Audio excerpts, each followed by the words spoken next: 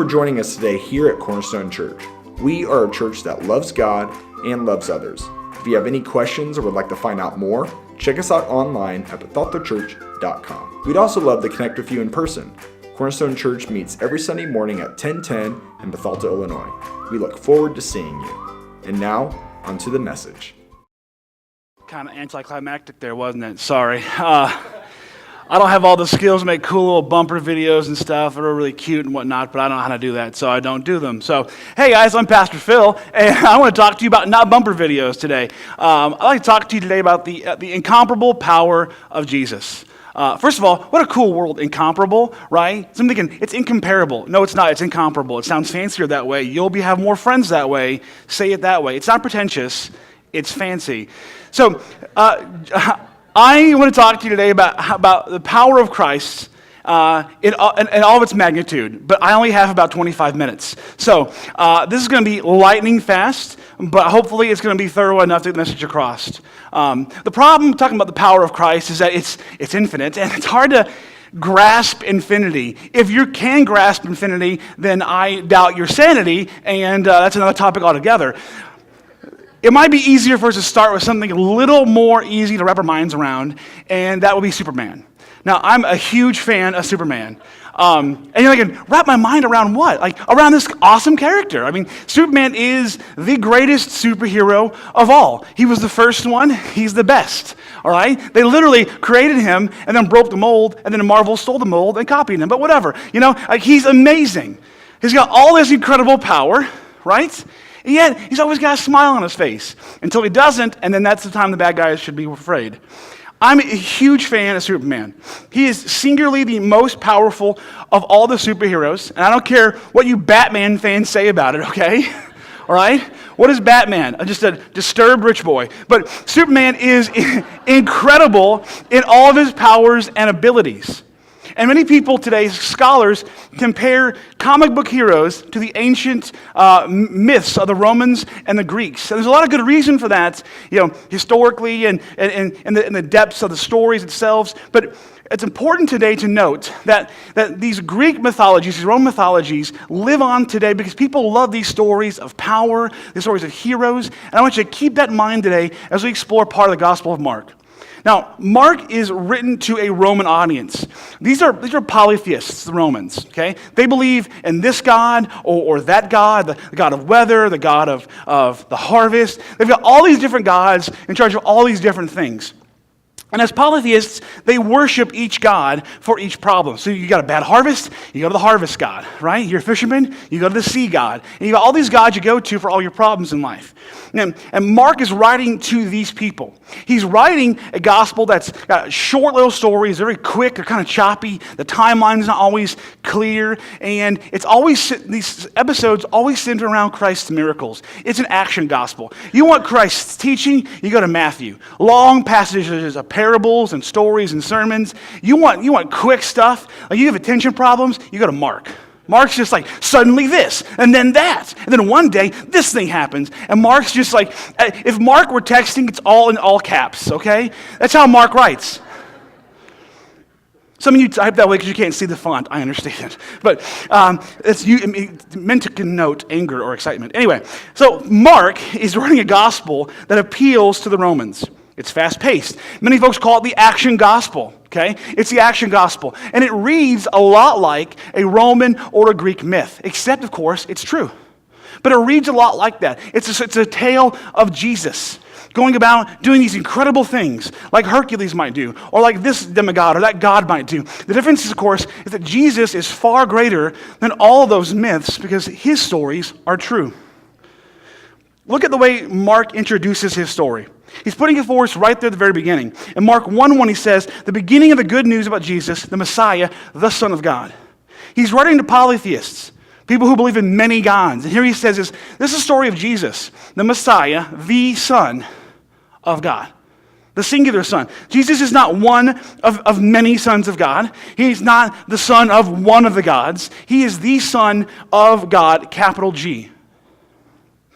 Mark is clearly writing about something familiar to the Romans, and at the same time, he's trying to tell them something completely different. It's something they've never heard before. Hey, Romans, you've heard myths about gods and demigods. Here's a story like that, but far better. Here's a story like that, but it actually has an impact on your life. And as I said before, Mark usually writes short, little choppy things. But there are two exceptions, at least, to this rule. The first is, of course, the Passion Week. Mark spends like a third of his gospel looking at Jesus' last week on earth, crucifixion, resurrection, and all that stuff. He spends like almost a third of the whole book on just that. The other time where Mark really kind of zooms in and gives us a sustained account of Christ's life is in Mark 4 and 5. In Mark 4 and 5, we have a record of a fairly amazing 2 to 3 day period of Christ's life, and that'll be our focus today. And we'll start looking at the beginning and the end of Mark chapter 4. In Mark 4:1, it says, "Again, Jesus began to teach by the lake. The crowd that gathered around him was so large that he got into a boat and sat in on the lake." He goes on, and Mark recounts all of Christ's teachings there. Like a whole chapter of parables and stories and teachings. And then he begins to cap the chapter off by saying this. "That day when evening came, he said to his disciples, 'Let us go over to the other side,' leaving the crowd behind. They took him along just as he was in the boat." So here we have one day in Christ's life, okay? We don't know the exact times. Is it 5 p.m.? Is it 3 p.m., right? Is Christ cutting out of the office early at 4:30? Okay, what's going on here? We don't know, but it's basically in one day of Jesus' life. He's in the boat, and they're heading across the river. And Christ is exhausted after a long day of teaching. Like, when I walk off stage today, I'm not talking to nobody, okay? Because this is exhausting up here. It's taxing. And Jesus is teaching without a microphone, without slides. He's just going through the whole thing. Babies are crying, cows are mooing, maybe, who knows? It's outside. He's exhausted when he's done. So he deserves some rest, and this boat ride should hopefully be a chance for him to catch a few winks as they travel across. But unfortunately, this trip does not go quite well. Starting at verse 37, it says, "A furious squall came up, and the waves broke over the boat, so it was nearly swamped. Jesus was in the stern, sleeping on a cushion." And I have to wonder, why does Mark include this? Why talk about Jesus sleeping on a pillow in a boat, right? It doesn't connote like all-powerful being, does it? But Mark's got a point here. He wants to indicate Jesus is not like, some God disguised as a human being, right? Superman pretends to be Clark Kent. Check it out. I'm Clark Kent. Now I'm Superman. Totally fooled you, didn't I, right? I mean, okay. Jesus is not in disguise. He's actually human and actually God. So Mark's including this part here to indicate Jesus got tired. He's bone tired. He's sleeping through a storm. Now, I don't know about you guys, but I hate storms. Storms freak me out. If I hear lightning, I'm awake.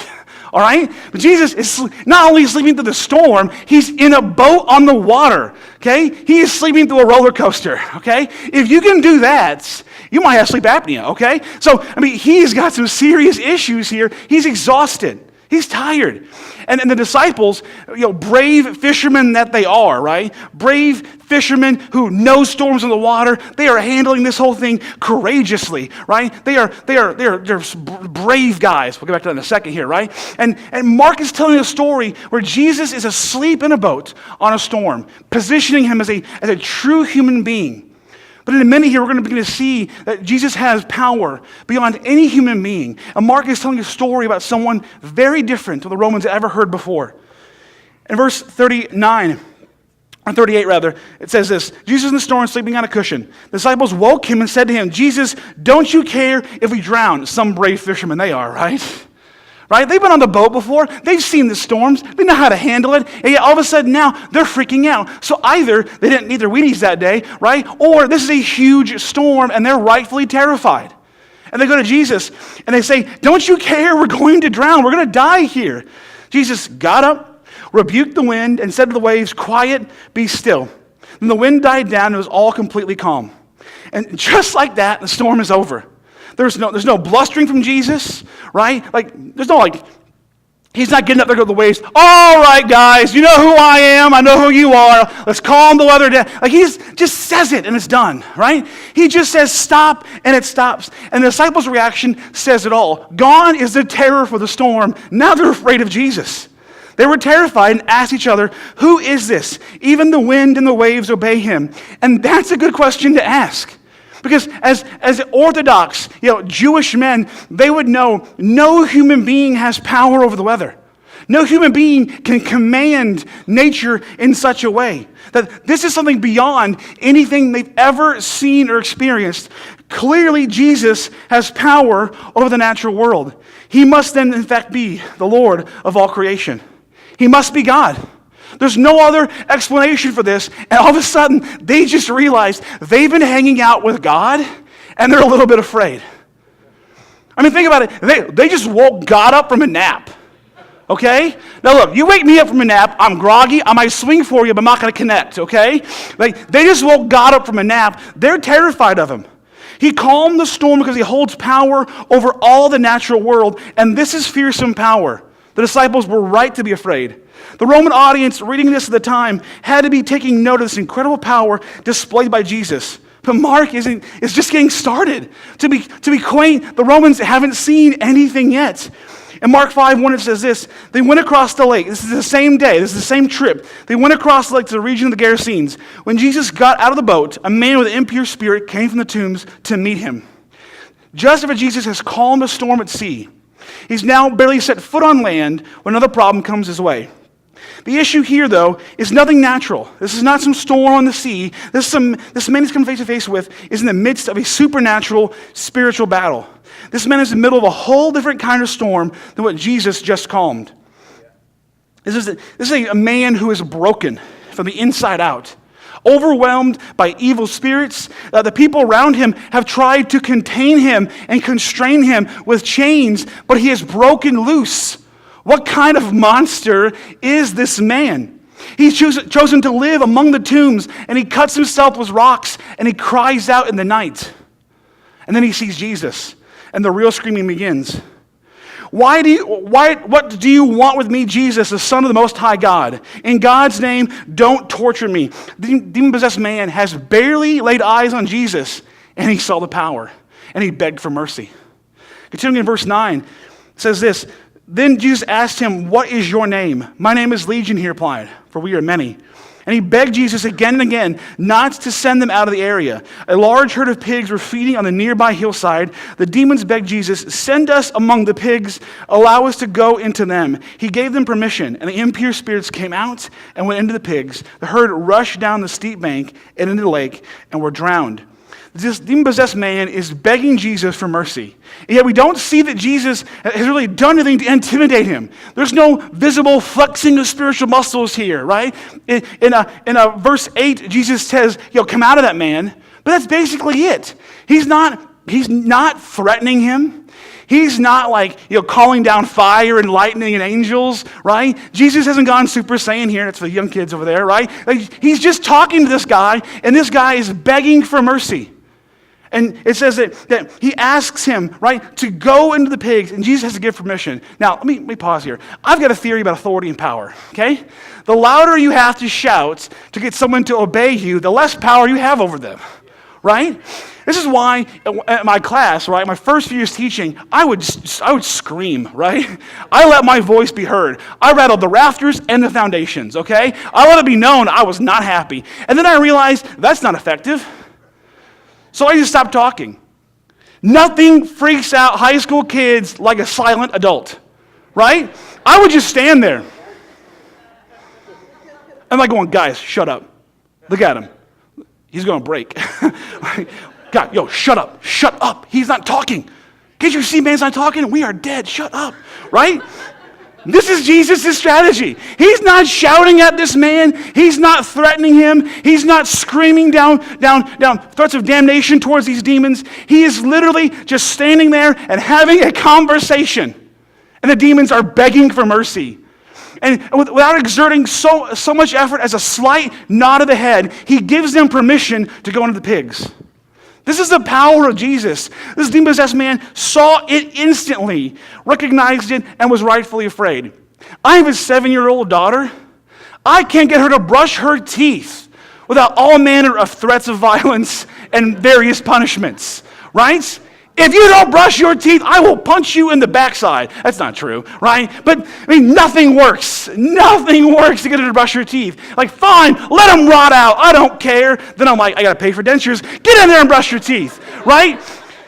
Like, nothing works to get this kid to brush your teeth. And yet Jesus is just standing there, and the demons are begging him to send them away. Please let us go. Just standing here makes us uncomfortable around you. That's true power. That is fearsome, frightening power. Jesus can expel a horde of demons without even raising his voice. Going on to verse 14. Those tending the pigs ran off and reported this in the town and countryside. Of course they did, right? No one's keeping this a secret. This is terrifying. The people went out to see what had happened. When they came to Jesus, they saw the man who had been possessed by the legion of demons sitting there, dressed in his right mind, and they were afraid. And rightly so. They had tried for who knows how long to contain this man-turned-monster. They had put all their effort into holding him back. And yet Jesus, without so many words, just ends it right there. That is frightening power. That is incredible power. Jesus has done something they have never seen. And they realize that who else could have power over the spiritual realm just like this? Truly, Jesus is the Son of the Most High God. He has power over the spiritual realm. He can do things that no one else can do. He has authority beyond their very imagination, and they're rightfully afraid. The demons knew who he was, and they begged for mercy. The people saw the effects of his power, and they begged him to leave. They asked him, please go away. You have too much power. You are too frightening for us. Please leave. And once again, Mark has shown the fearsome power of Jesus.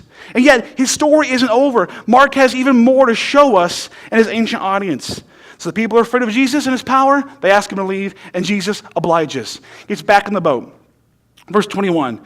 When Jesus had again crossed over by boat to the other side of the lake, a large crowd gathered around him. Then one of the synagogue leaders named Jairus came, and when he saw Jesus, he fell at his feet. He pleaded earnestly with him, my little daughter is dying. Please come and put your hands on her so that she will be healed and lived. Now, I mentioned before that I'm a huge fan of Superman. And it's not just because of the amazing power. That's great. But what's so compelling about his stories is that he has all this power and yet chooses to use it to help people.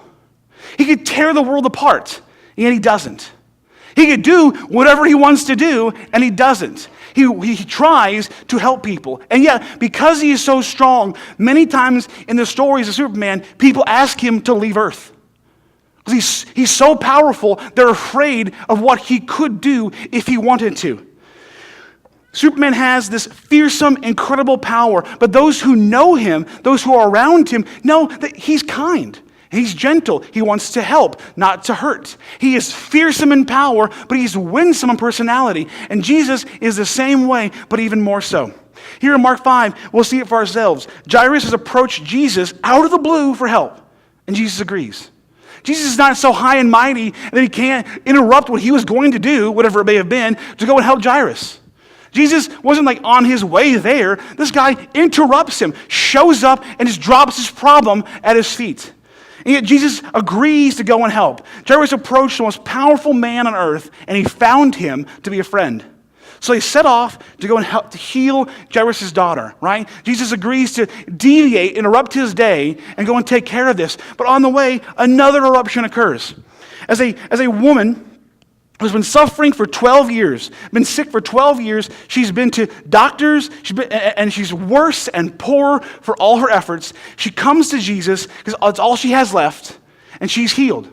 She believes, if I just touch his robe, if I can just get close enough to just barely touch his clothing, I'll be healed. And that's exactly what happens. She reaches out, she touches him, and she's healed in that moment. But of course, as powerful as he is, Jesus knows exactly what's happened. And he begins looking for her. Then the woman, knowing what had happened to her, came and fell at his feet, trembling with fear, told him the whole truth. He said to her, daughter, your faith has healed you. Go in peace and be free from your suffering. Here is once again someone afraid of Jesus. She got a miracle, and she's afraid now that this man of great power who healed her unknowingly could take it away from her for being so bold. She's afraid that what she just received, she could lose because she did it the wrong way. She's afraid of Jesus, that he'll scold her, that he'll yell at her, that he'll punish her, but he does none of that. He comforts her. He confirms that what she'd hoped for has happened, and he sends her on her way as a free woman. This is a person who has all this power, all this ability, and yet he matches it with an incredible love. That no one comes to him and isn't instantly loved by him as well. Incomparable power and amazing love. Now, for the sake of time, let me give you the rest of the story really quickly here. Jesus has made it to Jairus' daughter, but not until after she has died. In fact, they're on the way there. People come to Jairus and they say, hey, just don't worry about it. She's dead. Just stop. Jesus says, don't be afraid. Just believe. So they continue on. They get to the girl's house. Jesus takes a few disciples and the girl's parents into the room where she's been laid out. He takes her by the hand and he speaks kindly to her. He doesn't scream. He doesn't call down Holy Ghost fire. He's not dancing around her. He just takes her by the hand and talks to her kindly like a father to a daughter and tells her to get up. And that's it. She's alive again. Like it's this incredible moment that Mark lays out very sweetly and very gently. Because here we have again this incomparable power of Jesus in a very tender and loving moment, because that's who Jesus is. He's not some unapproachable deity on high lording it all over us. He has power to help us, and he's here to do just that. So by the end of the scene, Jesus has healed a woman at the end of her rope and raised up a young girl at the beginning of her life. He has demonstrated that he alone has power over life and death. He is the Savior. He is our Savior. He has come to save us from death, both physical and spiritual. He has come to heal our broken bodies, but also to heal our souls. But the mess we've made of ourselves, he has come to restore and set right. He has power beyond all other. There's no better way to say it, but that Jesus came to save us. He came to save us. And it's just that simple. And so with this story, Mark ends this long comparison of Jesus to the Roman mythologies. He makes a stark and clear comparison that unlike the gods of Rome who have power over this area or that area, Jesus has power over everything. The natural world, the spiritual realm, life and death itself. No god, no demigod, no superhero can compare with the power of Christ. It is beyond everything else, and it is available to us today. See, unlike the gods of Rome, Jesus has power over every area of your life. And if you were in ancient Rome and you believe in mythology, if you needed help, you had to go to their temple. You had to basically beg. You had to offer sacrifices. You had to pray, all in accordance with that temple's customs. And then you had to wait. And it's just get lucky, and maybe your request would just incidentally be taken care of. But not with Jesus. That's not how he works. Jesus has power to help us even now. He has power to deliver us even in this moment. I don't want to take too much away from Pastor's series on Colossians, but we have to go back to Colossians 1, guys, because Paul is saying all this stuff right here to us as well. In Colossians 1, Paul makes it clear. The Son is the image of the invisible God, the firstborn of all creation. For in him all things were created, things in heaven and on earth, visible and invisible. Whether thrones or powers or rulers or authorities, all things have been created through him and for him. He is before all things, and in him all things hold together. He is the beginning and the firstborn from among the dead, so that in everything he might have the supremacy. For God was pleased to have all his fullness dwell in him, and through him to reconcile to himself all things, whether things on the earth or things in heaven, by making peace through his blood shed on the cross. This is the incomparable power of our Jesus, the Lord of creation, the Son of the Most High God, our Savior. This is Jesus the Bible proclaims to us. He has all this power, yet he's so gentle, he's so loving, and he's done everything imaginable to save us.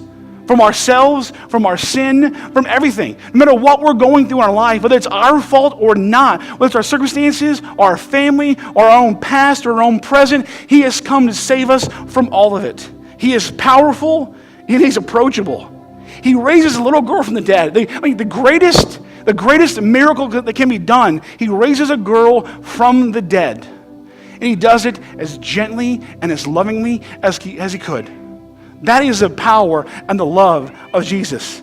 He's so much unlike anything the Romans had ever heard of before. A God who responds. With their gods, you had to beg, you had to sacrifice, all this stuff. With Jesus, you just have to ask. His help is right there for the asking. He has the power. He can do whatever you need done. And he's so very willing to help you because he loves you. Think of that for a moment. All this power, all this unchecked, unquestioned authority, he is above everything. There's no one checks and balancing Jesus. He's got all this power, all this authority, and yet he offers it to you because he loves you. He wants to help you. He wants to assist you, empower you, change you. He wants to do all this for you, and he wants to do this for you right now. So today, we're going to take a moment here, and we're going to pray. If our prayer team could go ahead and join us. We're going to be praying today. I'm going to invite you to come forward and to ask Jesus for help. If you need help today, I want you to come forward and to ask him for that help. Do you need help? Be honest with yourself. Are you in a storm that needs calmed? Ask him. Are you fighting an inner spiritual battle that needs won? Ask him. Do you need physical healing? Ask him. Are you dead looking for a new life? Ask him. He's listening. He has the power to help you, and he loves you. Now, I want to be clear. I know some of you thinking, Pastor Phil, I've already asked for those requests. I've already brought prayer to Jesus, and I didn't get anything out of it.